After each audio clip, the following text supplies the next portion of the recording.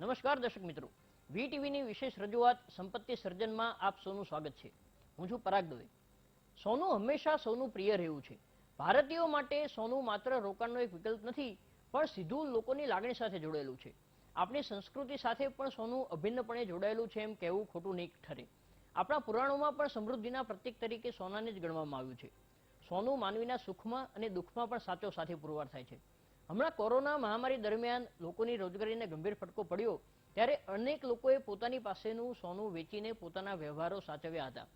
સોનું ખરીદવાની સલાહ આપણા વડીલો હંમેશા આપતા હોય છે અને દરેક પેઢીને સોના પ્રત્યે આકર્ષણ પણ રહ્યું છે. અગાઉ જ્યારે શેર બજાર, મ્યુચ્યુઅલ ફંડ, વીમા જેવા અન્ય રોકાણ વિકલ્પો ઉપલબ્ધ નહોતા ત્યારે સોનું એક જ રોકાણ માટે સર્વપ્રિય હતું. આ પેઢી ધાતુનું આકર્ષણ માત્ર ભારતમાં જ છે એવું નથી, સમગ્ર વિશ્વમાં સોનું રોકાણ માટે પ્રિય બની રહ્યું છે. સોનું ગ્લોબલ કરન્સી એટલે કે વૈશ્વિક ચલણ ગણાય છે. તમે વિશ્વના કોઈ પણ ખૂણામાં હોવ અને ઓચિંતી તમારે નાણાંની જરૂર પડે તો તમારી પાસેનું સોનું દુનિયામાં ક્યાંય પણ તમને નાણાં અપાવી શકે છે. જોકે હાલમાં સોનાના ભાવ ઘણી ઊંચી સપાટીએ છે. કોરોના મહામારીના કારણે વૈશ્વિક અર્થતંત્રમાં જે અનિશ્ચિતતા વ્યાપી તેના કારણે સોનાના ભાવમાં તીવ્ર વધારો થયો અને તેના કારણે હાલમાં લોકો આ ભાવે સોનું લેવું કે નહીં તે વિચારી રહ્યા છે. ત્યારે વીટીવી દર્શકોને શેરબજાર, મ્યુચ્યુઅલ ફંડ અને રિયલ એસ્ટેટની જેમ જ સોનામાં રોકાણ અંગેની તમામ માહિતી માર્ગદર્શન આપવા માંગે છે. આજે સોનાના મૂલ્ય અને તેની ખરીદી તેમજ રોકાણ વિશે ચર્ચા કરવા માટે આપણી સાથે સ્ટુડિયોમાં જોડાયા છે પ્રખ્યાત જ્વેલર રોહિતભાઈ ચોકસી તથા કોમોડિટી એનાલિસ્ટ હિતેશ સોમાણી. રોહિતભાઈ, હિતેશભાઈ, આપનું સ્વાગત છે વીટીવીના વિશેષ કાર્યક્રમ સંપત્તિ સર્જનમાં. રોહિતભાઈ, લગભગ 200 વર્ષ કરતા વધારે સમયથી આપની પેઢી જ્વેલરના વ્યવસાય સાથે સંકળાયેલી છે. લગભગ હજારો લાખો ગ્રાહકો સાથે ઇન્ટરેક્શન થયું છે. સોનાને લઈને લોકોની માનસિકતા શું છે, તેમાં તાજેતરના વર્ષોમાં કેવું પરિવર્તન આવ્યું છે? હમણાંના વર્ષની અંદર વિચાર કરીએ તો 2003-04 થી સોનાના ભાવ સતત દર વર્ષે સારું એવું રિટર્ન લોકોને આપે છે. જે બી ઇન્વેસ્ટર પહેલાંના જમાનામાં આપણા માતા પિતા જે બી રોકાણ 100 રૂપિયા કમાય તો 100 રૂપિયામાં પહેલાં સૌથી એ રોકાણ કરતા હતા કે ચલો જમીનમાં 20% રોકાણ કરવામાં, રોકાણ આપણા ટોટલ સ્પેર ઘર ખર્ચ માટે રાખતા. પછી સોનું, ચાંદી અને ઝવેરાતમાં 20% એ લોકો ઇન્વેસ્ટ કરતા હતા અને ઇક્વિટી શેરબજારમાં પૈસા વધે તો પણ એમાં 20% આયોજન કરતા અને ધંધાના વિકાસ માટે અને આકસ્મિક ખર્ચ માટે એ પણ 20% આયોજન, એટલે 100 રૂપિયાનું આયોજન એટલે 5 ભાગમાં એ રીતે કરતા હતા. આજની સમયની અંદર જે યુવાન વર્ગ છે અને યુવાન ભાઈઓ બહેનો એ સિવાય જે વડીલો હતા એમને કંઈ જે કીધેલું એ પ્રમાણે આજના વડીલોના માર્ગદર્શન પ્રમાણે આજના યુવાનો સોના, ચાંદી અને ઝવેરાતમાં રોકાણ નથી કરતા. જે શોર્ટકટ શોધે છે, શેર બજારમાં સટ્ટો કરે, સોના ચાંદીમાં સટ્ટો કરવા, રાતોરાત કરોડપતિ થવામાં, એમાં ઘણા બધા યુવાનો પાયમાલ થઈ જાય છે. એના કારણે અત્યારે આયોજનબદ્ધ જો સોના, ચાંદી અને ઇક્વિટીમાં રોકાણ કરે, ખાસ કરીને સોના ચાંદીમાં રિટર્ન જે દર વર્ષે મળે છે, ઓછામાં ઓછું 15 થી 20%નું રિટર્ન દર વર્ષે મળે છે, તો એ સલામત અને સુરક્ષિત રોકાણ હોવાને કારણે દરેક આપણા ખાસ કરીને ગુજરાતી ભાઈઓ તો આ તરફ વળેલા છે, પણ બીજા રાજ્યોમાં પણ સોનું, ચાંદી એ મહત્ત્વનો રોલ ભજવે છે. અને જે ખાસ કરીને આપણા બહેનો એમનો જે બચતનો અમુક હિસ્સો એ સોના ચાંદીના દાગીના ઉપરાંત બુલિયનમાં જે સોના ચાંદીનું નાની નાની શક્તિ પ્રમાણે લગડીને રોકાણ કરે છે, જે સંકટ સમયમાં સુખ દુઃખમાં એમને કામમાં આવે છે. એટલે મહિલાઓનું ઘણું મોટું પ્રદાન છે. ભારતમાં સોનું એક સૌથી લોકપ્રિય રોકાણ વિકલ્પ બન્યો હોય અને વર્ષોથી, સદીઓથી એ પોતાનું સ્થાન જાળવી રાખી શક્યું છે. તેનું કારણ છે મહિલાઓ જ. ભારતની માતાઓ અને બહેનોએ હંમેશા એ વાતની તકેદારી રાખી છે કે જે પણ આવક થાય તેમાંથી વર્ષે દાડે કંઈક સોનું ખરીદવું, આ પ્રકારની એક માનસિકતા ઘર કરી ગઈ છે અને તેના કારણે ભારતીય અર્થતંત્ર પ્રમાણમાં મજબૂતી સાથે આગળ વધી રહ્યું છે. રોહિતભાઈ, તમે જણાવ્યું કે યુવાનો રોકાણ નથી કરતા, પણ આપણી સાથે હિતેશભાઈ છે જે ટેકનિકલ કોમોડિટી એનાલિસ્ટ છે. અને હિતેશભાઈ, તમે એ જણાવો કે યુવાનો હાલમાં ડિજિટલી અથવા તો પેપરલેસ ગોલ્ડ કહેવાય તેમાં કઈ રીતે રોકાણ વધારી રહ્યા છે અને તેમાં રોકાણના કયા કયા विकल्पों છે? देखिए पराग भाई, जैसा कि अभी हम देख रहे हैं, यूथ भी बहुत एक्टिव है गोल्ड और सारे इन्वेस्टमेंट से रिलेटेड, बिकॉज उनके पास बहुत सारे ऑप्शंस अवेलेबल हैं. वो इक्विटी में कर सकते हैं, म्यूचुअल फंड में कर सकते हैं और गोल्ड में कर सकते हैं। और आज की जो जनरेशन है, आज का जो यूथ है, वो गोल्ड को फिजिकल ना लेके वो गोल्ड के बॉन्ड्स में इन्वेस्ट करता है, वो गोल्ड के म्यूचुअल फंड जिसे हम गोल्ड बीज भी कहते हैं उसमें इन्वेस्ट करते हैं। मैं काफी सारे ऐसे यूथ को देख रहा हूं जो पिछले 10 साल से हर महीने 5 से 10 हजार के गोल्ड बॉन्ड्स और गोल्ड बीज में इन्वेस्ट करते जाते हैं, उसे भी एक एसआईपी की तरह करते हैं और आज उनके पास एक अच्छा खासा गोल्ड का पोर्टफोलियो अवेलेबल हो चुका है। જી તો મિત્રો યુવાનો જે છે તે ડિજિટલી ગોલ્ડમાં પેપરલેસ ગોલ્ડમાં મોટા પાયે રોકાણ કરી રહ્યા છે, નિયમિત તેમાં સેવિંગ કરી રહ્યા છે અને આપણે આગળ એ પણ જાણીશું કે કઈ રીતે આખું ફોર્મેટ કામ કરતું હોય છે. રોહિતભાઈ, આપને પૂછવા માંગીશ કે પેપરલેસ ગોલ્ડ તો લોકપ્રિય થઈ રહ્યું છે, પણ ફિઝિકલ ગોલ્ડમાં હાલમાં ભારતમાં કેટલા પ્રકારના ટેક્સ લાગે છે? આંતરરાષ્ટ્રીય બજારની સરખામણીએ જો આપણે જોઈએ તો ભારતમાં સોનાનો ભાવ કેમ અન્ય દેશો કરતાં ઘણો વધારે વધ્યો છે?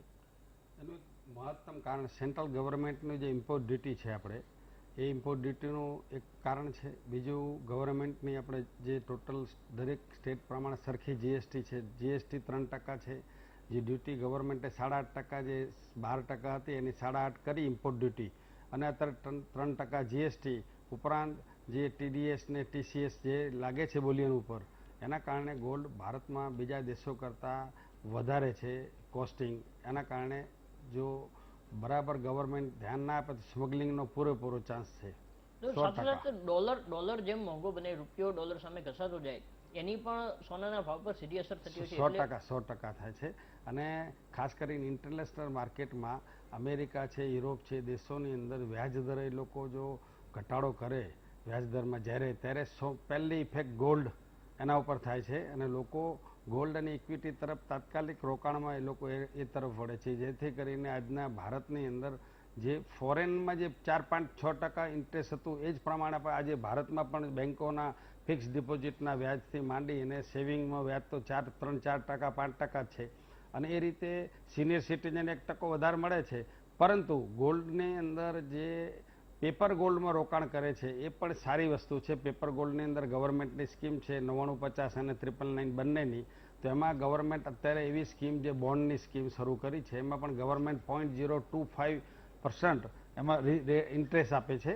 250 મિલીગ્રામ 100 ग्राम गोल्ड इन्वेस्ट रखते हैं तो सालाना 250-300 मिलीग्राम रिजर्व बैंक अपने को इंटरेस्ट देते हैं. तो इसमें भी इन्वेस्ट करना एकदम सही है. तो આજની તારીખમાં આપણે વાત કરીએ તો સોનાની અંદર જે ઇન્ટરનેશનલ માર્કેટમાં દુબઈ છે, બીજું અરેબિયન ગલ્ફ સાથે યુરોપમાં પણ સોનાનો ભાવ આપણા કરતાં થોડો નીચો છે કારણ કે ત્યાં ડ્યુટીનું પ્રમાણ આપણા કરતાં ઓછું છે. રાઈટ. હિતેશભાઈ, સાથોસાથ એ પણ જણાવો કે જે પ્રકારે digital gold, paper gold popular થઈ રહ્યું છે, લોકપ્રિય થઈ રહ્યું છે, તો તેની હાલમાં જે ફિઝિકલ ગોલ્ડ વેચે છે તેની સામે આ પ્રકારના ઇન્સ્ટ્રુમેન્ટ્સથી થતું રોકાણ લગભગ કેટલા ટકા હશે? બંને વચ્ચે તફાવત કેટલા ટકાનો હજુ પણ છે? आज भी अगर बात की जाए तो फिजिकल के सामने ये 20% भी नहीं होगा, बिकॉज आज भी इंडिया के अंदर जो लेडीज हैं, जो गर्ल्स हैं, जो हाउसवाइफ हैं, उन्हें गोल्ड की ज्वेलरी में इंटरेस्ट ज़्यादा होता है.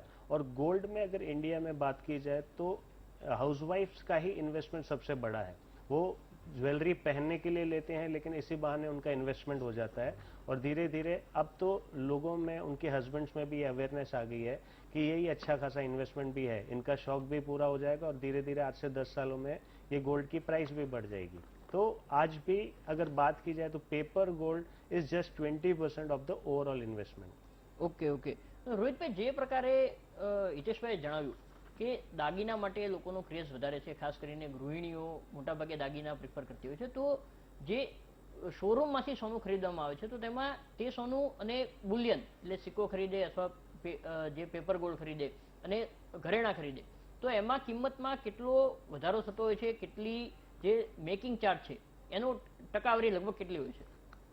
આજની તારીખમાં ભારતની અંદર લગભગ મોટા શહેરોની અંદર જે ઓર્નામેન્ટ જે 22 કેરેટના બને છે એ જ પ્રમાણે લગભગ 22 કેરેટનો રેટ પ્રમાણે એની મેકિંગ ચાર્જ છે એ પર્સન્ટેજ ઉપર કરવામાં આવી છે.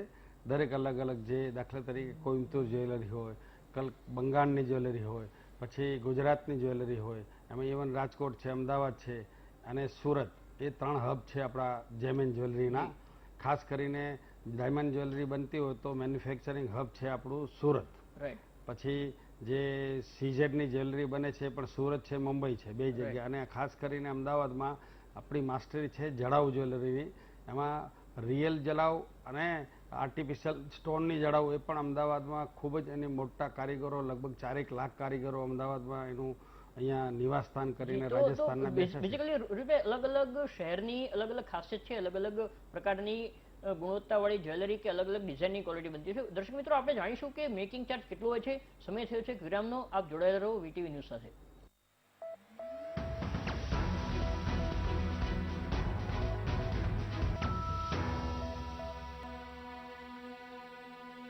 વિરામ બાદ સ્વાગત છે આપનું દર્શક મિત્રો સંપત્તિ સર્જન કાર્યક્રમમાં.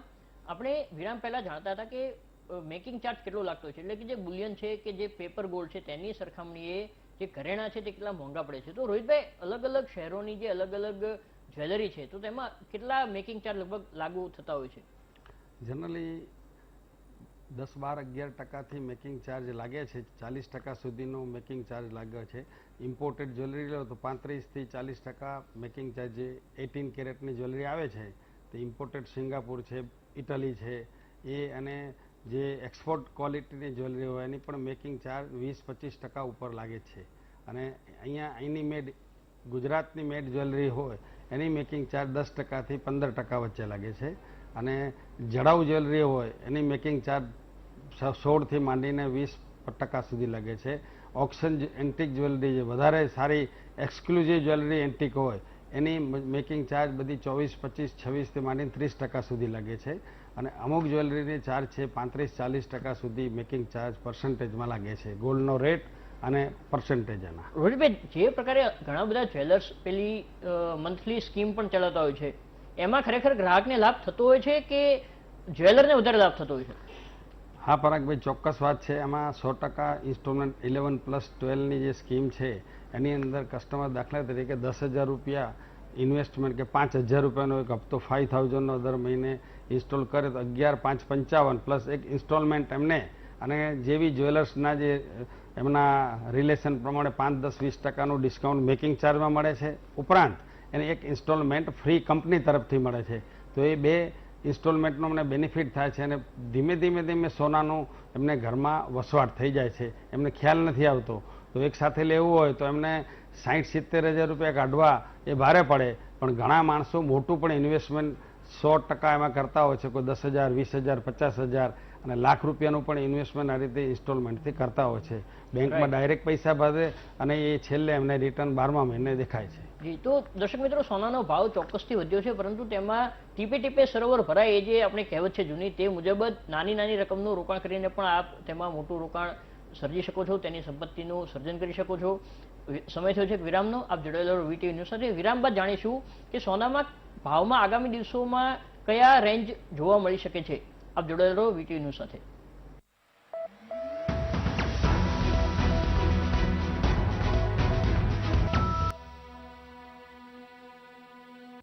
વિરામ બાદ સ્વાગત છે આપનું દર્શક મિત્રો સંપત્તિ સર્જન કાર્યક્રમમાં. આપણે ચર્ચા કરી રહ્યા છીએ સોના વિશે. હિતેશભાઈ, તમે એ જણાવો કે સોનાનો ભાવ કોરોના બાદ અચાનક વધ્યો છે, તો સોનાના ભાવને કયા ફેક્ટર્સ, કયા વૈશ્વિક પરિબળો અસર કરતા હોય છે? અને આવતા જો 6, 8, 10 મહિનાની વાત કરવામાં આવે તો તમે સોનાને કઈ સપાટીએ જોવાનું હાલમાં વિચારી રહ્યા છો? देखिए, गोल्ड एक ऐसी चीज है कि जब भी ग्लोबल डिस्ट्रेस आता है, यानी लोग पूरी दुनिया में जब भी परेशान होते हैं, तो गोल्ड की डिमांड सडनली राइज होती है. उसका रीजन ये है कि लोगों को सिर्फ एक ही चीज पे भरोसा होता है कि गोल्ड ही हमारे को इस चीज से बचा सकता है. बिकॉज पैसा शायद आपका वेस्ट हो सकता है, स्टॉक मार्केट क्रैश हो जाता है. लेकिन पिछले अगर आप 2020 की बात करें, जब कोरोना का बहुत बैड इम्पैक्ट था, तो गोल्ड और सिल्वर वहां से एक ही साल में ऑलमोस्ट डबल के जैसे हो गए. राइट, सब कुछ बढ़ा, इक्विटी भी बढ़ा, गोल्ड भी बढ़ा, हर तरह की करेंसी ने इंक्रीज हुआ है. लेकिन गोल्ड और सिल्वर में एक्सपोनेंशियल राइज देखने को मिला. उसके अलावा एक और इम्पोर्टेंट चीज होती है जिसे कहते हैं इन्फ्लेशन. जब भी इन्फ्लेशन बढ़ता है तो गोल्ड उसको सामने हेज की तरह काम करता है. तो गोल्ड, अगर इन्फ्लेशन बढ़ा तो गोल्ड की प्राइस भी बढ़ती है. तो जिसके पास उस टाइम पे गोल्ड है तो उसकी लाइफस्टाइल में चेंज नहीं होगा, बिकॉज गोल्ड की प्राइस बढ़ने की वजह से वो उसे सेल करके अपनी लाइफस्टाइल को वापस इक्वेट कर सकता है. और एक बहुत बड़ी चीज ये हुई कि पिछले 2, 3, 4 सालों से धीरे धीरे इंटरेस्ट रेट ग्लोबली कम होते चले गए. इंडिया में एफडी की रेट जहां 9.5-10% हुआ करती थी, वो अब 6.5-7% हो गई। तो अब हर वर्ग के लोग एफडी को छोड़ के वो इन्वेस्टमेंट स्टॉक मार्केट में, म्यूचुअल फंड में या गोल्ड में करते हैं। રોહિતભાઈ, આપને એ મહત્વની વાત એક જાણવા માંગુ છું કે રોકાણ આમ હંમેશા પુરુષોનો સબ્જેક્ટ ગણાતો આવ્યો છે કે મોટાભાગે રોકાણના નિર્ણયો પણ પુરુષો લેતા હોય છે. સોનું એક જ એવી બાબત છે કે જેમાં સ્ત્રીઓનું પલડું ભારે રહે છે અથવા તો તેમની ઈચ્છા બલિયસી ગણાતી હોય છે. તો તમારી દ્રષ્ટિએ બંનેમાંથી કોના રોકાણને તમે વધારે માર્ક આપો છો, કોનું રોકાણ વધારે સમજદારી ભર્યું છે અને કોઈ પણ સંજોગોમાં એ રોકાણ ફેલ નથી થતું? તમારા એક જ્વેલર તરીકે આટલા વર્ષોના અનુભવનો એક સાર શું કહી શકાય? આમ જનરલી આપણો પુરુષ પ્રાધાન્ય દેશ છે ભારત. બીજા દેશોની અંદર સ્ત્રી પ્રાધાન્ય, દાખલા તરીકે તમે થાઈલેન્ડ લો, બીજા સાઉથ કોરિયા લો, પણ ભારતની અંદર ખાસ કરીને પુરુષો જે બી ઘરમાં જે બી એમને ઘર ખર્ચ માટે પૈસા આપે છે એમાંથી મહિલાઓ થોડી બચત કરી અને દર વર્ષે થોડું સોનું અથવા નાના ઓર્નામેન્ટ્સ એ પણ એમના સેફ હેવન તરીકે ઇન્વેસ્ટ કરે છે. એમના પત્નીને ખબર નથી હોતી. જ્યારે 5-7-10 વર્ષે જ્યારે આપાતકાલીન પરિસ્થિતિ થાય ત્યારે એમને ખ્યાલ આવે કે મારી પત્ની આટલું સોનું ટીપે ભેગું કર્યું અને સોનું, ચાંદી અને આ બુલિયન, તો એ બધું 100% સંકટ સમયમાં કામમાં આવે છે. અને મહિલાનો રોલ સૌથી ભારતમાં ઉપરાંત ચીનમાં અને જાપાનમાં સૌથી વિશેષ છે. જાપાનની અંદર આજની તારીખમાં બહેનોને ગોલ્ડ ખરીદવા માટેની ગવર્મેન્ટ 0.0010 પૈસા એને સબસિડી આપે છે. એટલે એ લોકો, સ્ત્રીઓ સૌથી વધુ રોકાણ જાપાનમાં બેંકમાં કોઈ પૈસા મૂકતું નથી, રિવર્સ છે. આપણે ડિપોઝિટ સાચવવાના પૈસા જાપાનમાં આપવા પડે છે. અને આપણે અહીંયા ભારતમાં બેંકની અંદર ડિપોઝિટ કરે તો રેટ ઓફ ઇન્ટરેસ્ટ ઓછું છે, પણ એનું સામે સેફ હેવન તરીકે સોના ચાંદીને બહેનો ખાસ કરીને એમની એક વર્ષોથી નહીં, લાખો વર્ષોથી રુચિ છે. ભગવાન રામને લાખો વર્ષ થયા, કૃષ્ણ ભગવાનને 5550-60 વર્ષ થયા. એ વખતથી સ્ત્રીઓ પોતાના ઘરમાં નાનું મોટું સોના ચાંદીની બચત કરીને સાચવી રાખે છે. જી, લગ્નોમાં પણ અને સુકન્યા દિવસો, તહેવારો, આપણા તહેવારો પણ લગ્નો વગર, સોના વગર અધૂરા રહેતા હોય છે. તો રોહિતભાઈ, ત્યારે લોકોની મેન્ટાલિટી કેવી છે? કોઈ પણ ભાવે પણ સોનું, સુકનનું તો ખરીદવું, એ અનુભવ કે કહેશો? એનો અનુભવ એવો છે, જનરલી આપણા ભારતીય પરિવારમાં કોઈ બીનો જન્મદિવસ હોય તો એના દાદા વર્ષો પહેલા 10,000 રૂપિયા એને આપે, પણ એ કેશ નહોતા આપતા. એને કોઈ પણ વસ્તુ, સોનાની ચેન 10,000ની, સોનાની 2 વીંટી કે એવું લાવી અને ગોલ્ડ તરીકે એને ગિફ્ટ આપતા હતા. આજની તારીખમાં એના માતા પિતા આજની તારીખમાં એને કેશ આપે છે, તો એ ખાસ કરીને ઇલેક્ટ્રોનિક્સ મીડિયાની અંદર પોતાના પૈસા એ વ્યર્થ કરી નાખે છે. આ પ્રોડક્ટ્સમાં, ઇલેક્ટ્રોનિક્સ પ્રોડક્ટ્સમાં એ પોતે ખાસ કરીને આ પ્રોડક્ટ ખરીદવામાં 6 મહિને મોબાઈલ બદલવાના, 1 વર્ષે લેપટોપ બદલવાના, આ બધી પરિસ્થિતિમાં એમના પૈસા વ્યર્થ જાય છે. અને અમુક જગ્યાએ મોજશોખમાં જરૂરી નથી હોતા એવા ખર્ચાઓ કરે છે. એના કારણે યુવાનોનું ધન આ તરફ જે માતા પિતાએ કે દાદાએ આપેલા પૈસા છે ને એ વ્યર્થ જાય છે. અને આજની તારીખમાં તમે ગણતરી કરો તો સ્ત્રીઓ ખાસ કરીને પોતાના જન્મદિવસના એના પતિ કંઈ બી આપે તો એ પહેલા સોના ચાંદીને પ્રેફર કરશે. અને પહેલા તો વર્ષો પહેલા તો ચાંદીના વાસણો ઘરમાં રાખતા હતા. જી રોહિતભાઈ, સમયનો અભાવ છે. દર્શક મિત્રો, સોનું એક હંમેશા તમારું મદદરૂપ થાય એ પ્રકારનું શાશ્વત એક રોકાણ વિકલ્પ છે. જ્યારે હું અહીંથી અપીલ કરવા માંગુ છું કે જો કોઈ પણ મહિલાઓ સોનાની માંગ કરે તો ક્યારે તેમને નાના પડતા તમારી સગવડ થાય તે પ્રકારે તેમને સોનાના ઘરેણા, દાગીના કે સિક્કા અપાવતા રહેજો. અને યુવાનોને પણ રોહિતભાઈ જે પ્રકારે કહ્યું તે પ્રકારે અપીલ છે કે વારંવાર ઇલેક્ટ્રોનિક ડિવાઇસ બદલવાના બદલે તમારી જે આવક હોય તેનું રોકાણ તમે કોઈ આ પ્રકારના પ્રોડક્ટિવ જે વિકલ્પો છે, સોનું છે, સ્ટોક માર્કેટ, મ્યુચ્યુઅલ ફંડ, તેમાં સારા શેરો ખરીદો કે સોનું ખરીદો તો તમારી સંપત્તિનું સર્જન થશે. અન્યથા જો મોજ શોખ માટે જ માત્ર નાણાં તમે વાપરતા રહેશો તો સંપત્તિનું સર્જન કરવું એટલું જલ્દી શક્ય નહીં બને. રોહિતભાઈ, હિતેશભાઈ, આપ અમારી સાથે જોડાયા તે બદલ આપનો આભાર. દર્શક મિત્રો, આપ પણ અમારી સાથે જોડાયા તે બદલ આપનો આભાર. આપ જોડેલો BTV ન્યૂઝ સાથે.